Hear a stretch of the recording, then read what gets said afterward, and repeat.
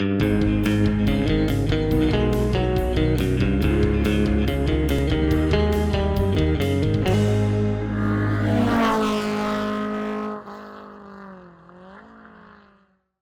everybody, it's Charlie from Daily Motor, and this was a bit unexpected. We are selling our 2021 Tesla Model Y Standard Range.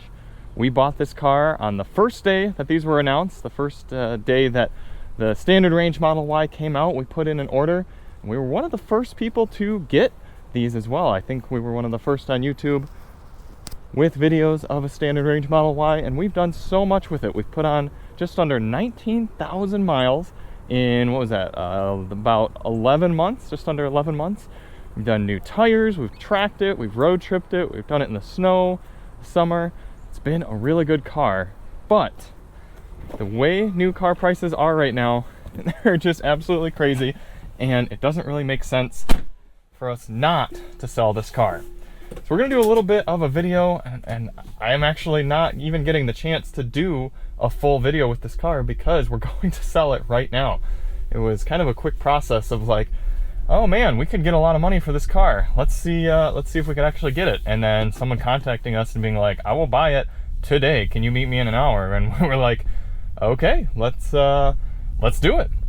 So here we are driving up. We're gonna get it washed and then meet the guy, transfer the money, and sell it. So either the end of this video will be us talking about how much money we got for it and how much the car cost us, or it'll be me at a police station filing a stolen car report.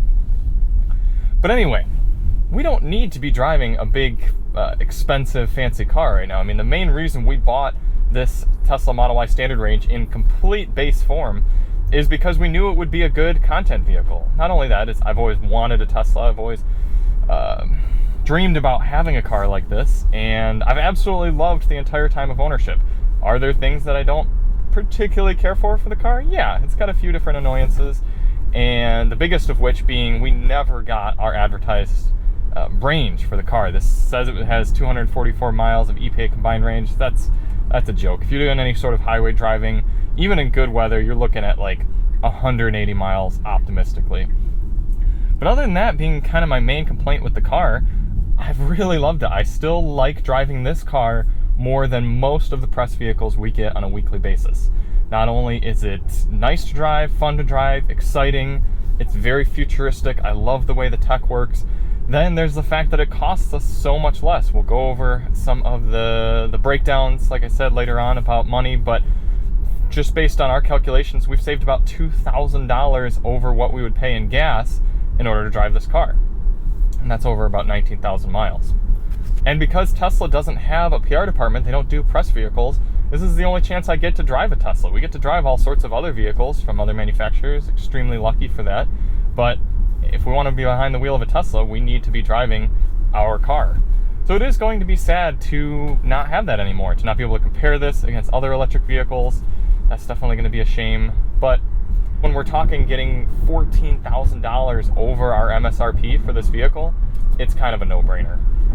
Another cool thing is we have had 0 issues with this car of our ownership. We are at, 18,705 miles right now, and not once have I had to have it in for any sort of issues, errors, malfunctions, whatsoever. A few other things we've done to the car, we've put the 18-inch wheels on there with a thicker sidewall. That has improved the ride. I was looking to try out these Continental DWS 06 Plus all-season tires a little bit more in the snow, but guess we're not really going to be doing that much. We've got these super meaty all-weather floor mats that we got from Bouge RV. Those have been great on the car. We've taken it out to the track and run these tires hard and pulled that ABS sensor, allowing the car to be completely analog and be a fun track vehicle. We did, I think, about 1,200 mile road trip with a whole bunch of supercharging. That was super smooth and fun. We enjoyed that trip. Played with all the different features and functions that the car has. Overall, we've just enjoyed driving it. I know Alyssa loves driving the car. It would be good to have her in on this video as well, but she had to drive our chase vehicle to pick me up, take me home after meeting the guy with the car. A lot of the complaints that people have about the Model Y I just don't really think are as much of an issue in the real world as a lot of the outlets would say. So some people have complained about the ride quality. Yeah, that's probably the worst thing about the car, but it's really not bad. It's just bad compared to maybe $60,000, $70,000 cars. But the fact that we paid $43,000 for this car does put it in line with kind of more standard fare SUVs, crossovers, that sort of thing, and it's got a pretty comparable ride to that. This car is a little bit noisier from kind of the wind noise and echo aspect than other cars at its price point. Never really bothered me too much. This car does still have the radar in it as well, so it's not the vision only car like some of the newer Teslas. So we haven't experienced nearly as much phantom braking as you might see from other Teslas, the newer ones where they'll be driving along and all this on autopilot or cruise control or whatever, and all of a sudden the car will slam on the brakes. We did get a little bit of that in the beginning of our ownership of this car, but we haven't really noticed that since. So I from what I've heard, that's worse with the cars that are vision only, but the fact that this car still utilizes radar for its adaptive cruise control, I think that's a little bit better.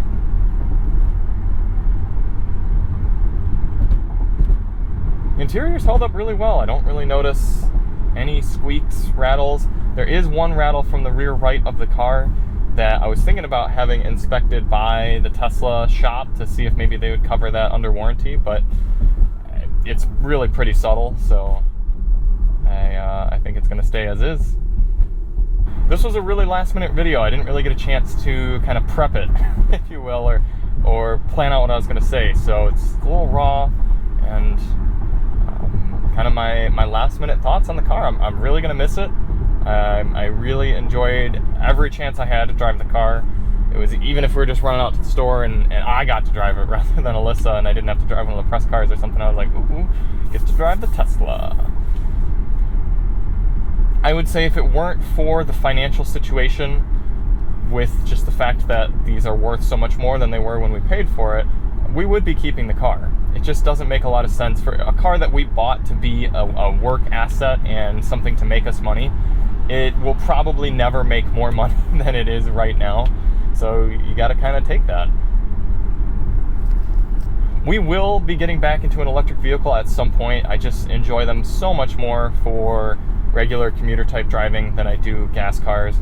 And once the new federal tax credit goes into effect, that will help us out as well. So maybe next year, kind of later on in the year, once car prices come down a little bit, availability and supply picks up, maybe we'll be able to scoop into some other sort of electric vehicle and get a really good tax credit. I am definitely eyeing the Hyundai Ioniq 5. I think that would be a great pickup for us.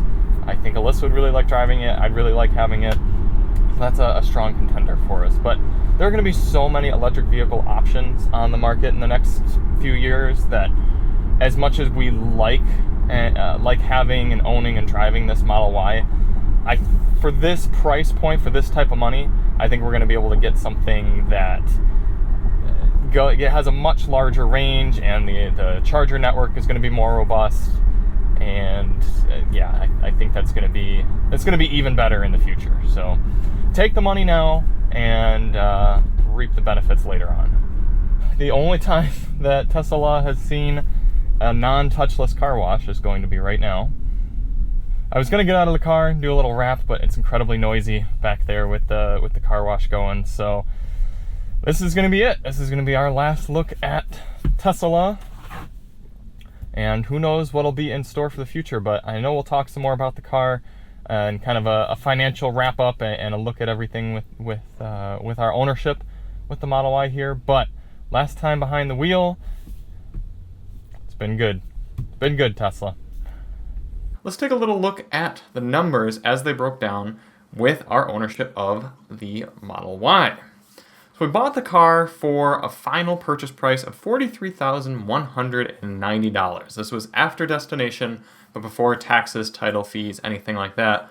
All the way out the door, after the $100 non-refundable deposit to place the order, after taxes, title, plate, all that good stuff. Keep in mind, you do have to spend an extra $100 per year on registration here in the state of Michigan for an electric vehicle to pay for the roads.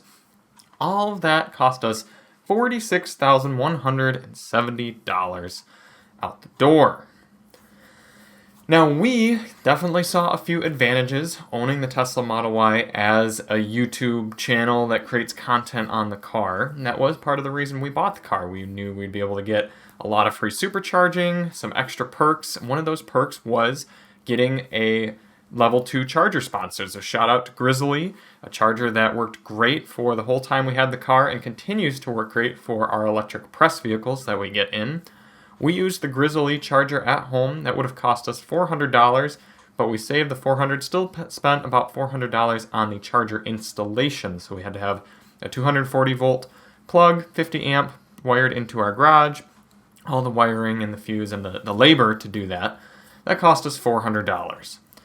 And we ended up using 4,487 kilowatt hours of electricity with the car from level 1 and level 2 charging. So this includes both at home and at other places like parking structures or other people's houses, for example. We spent $595.71 of charging at our house. We didn't have any sort of time of use rate or special payment structure from the electricity companies. We just paid our flat 16 cents per kilowatt hour for charging at home, and that ended up costing us that about $600 over 18,500 miles. We saved about another $119 or so in electricity by charging at other places. So say if I were going downtown Ann Arbor, I would often try to park in one of the parking structures that had electric vehicle charging. Now this little bit is interesting. The car took 4,487 kilowatt hours, but it actually only added 4,188 kilowatt hours. So there were 293 kilowatt hours that got lost to either charging losses or were used to power other elements of the car. So not huge, but if we do a little bit of quick math, we can see 293 times 0.16 is about $50 worth of electricity that never went toward propelling our vehicle forward. So that is something kind of interesting. It's something you don't see with a gas car. It's not like $50 worth of gas in a year just evaporates. We were also fortunate that we did not have to pay for supercharging. So no cost to us for supercharging because of the previously instated Tesla referral program. Anytime someone bought a Tesla vehicle with our referral code, both the purchaser and us got 1,000 free miles of supercharging. So we didn't even go through nearly all of ours. I think we had about 8,000 miles that we forfeited when we sold the car that we could have charged for free with, but that saved us $238 on supercharging costs. We used almost 1,500 kilowatt hours at superchargers. The total cost to own over 18,500 miles of us owning the Tesla was $47,066.55. And we ended up selling the car, as I said, for $57,000. So we ended up with a profit, even after fuel costs and charging costs, everything like that, came out to almost $10,000 profit, which is just crazy for a new vehicle to put almost 20,000 miles on it and make $10,000. That's not including any of the income from YouTube revenue. That's just purely how much did we spend on the car and spend on driving the car and then selling it. We didn't have to spend any sort of money on maintenance. I rotated the tires once myself. The car doesn't need any sort of oil changes, anything like that. It was following the maintenance schedule. That's exactly how much it cost us. How does that break down in cents per mile? It's actually pretty interesting.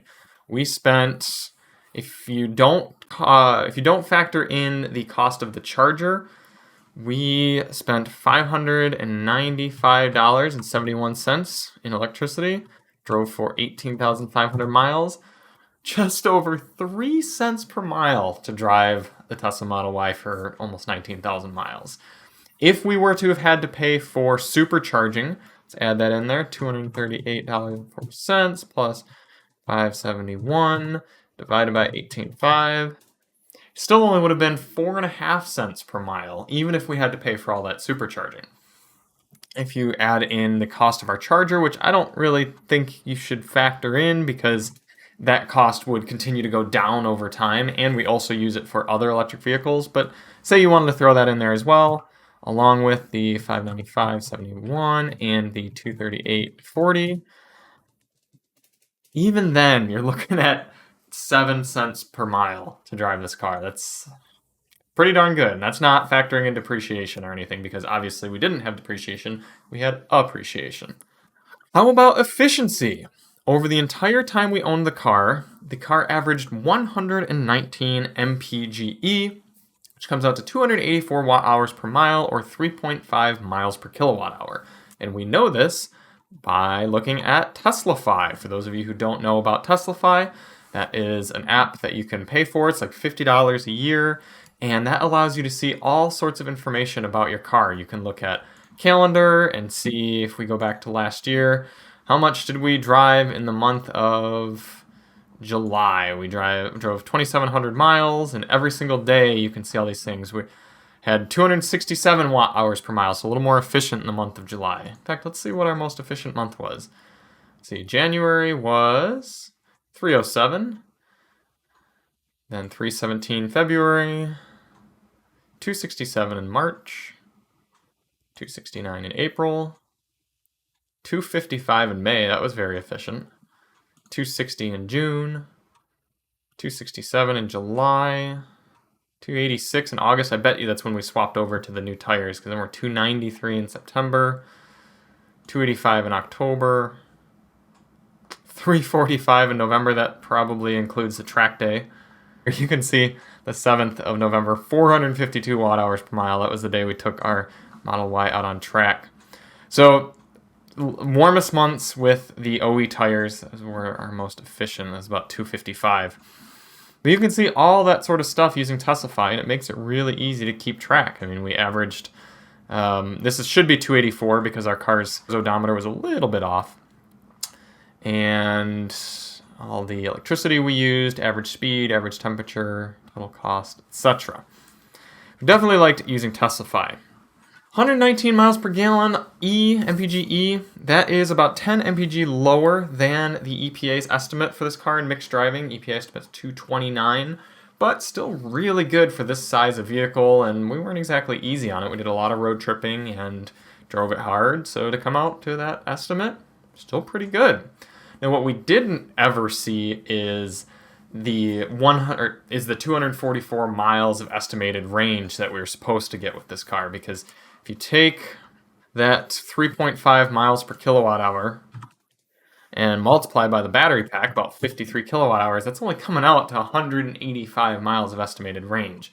Now, the way Tesla measures their EPA figures is a little deceiving, because they say, oh, you could probably drive it past 0 miles of estimated range, and then you'd be able to go further. And it's frustrating, because Teslas are the only cars we regularly drive that their EPA numbers are just not what you're going to see in the real world, and we see that. I mean, we owned the car for almost 19,000 miles, and our average comes out to about 180 miles or so of range, and that's what we saw. Realistically, that's how much we can drive. In fact, let's see what our longest trip was. I'm kind of curious about that. Our longest drive, look at this. I did one at 185 miles. That's pretty ballsy. I left with 100% and made it into the Charger with 10%. So in theory, I could have kept going. I had 241 watt hours per mile. That's really good. And a lot of that was highway too. You can see this is all highway speed. What was my average speed? Average speed was 67 miles per hour. So that's pretty darn good. If that's the type of efficiency we saw all the time with the car, that would be great. But other than that, our next longest drive was only 137 miles and kind of continued to go down from there. How about battery health? Teslafy helps us with that as well. We can go to battery report. At the highest, and right around when we owned the car, first charged the car all the way up, rather, we were at about 244 miles of estimated range.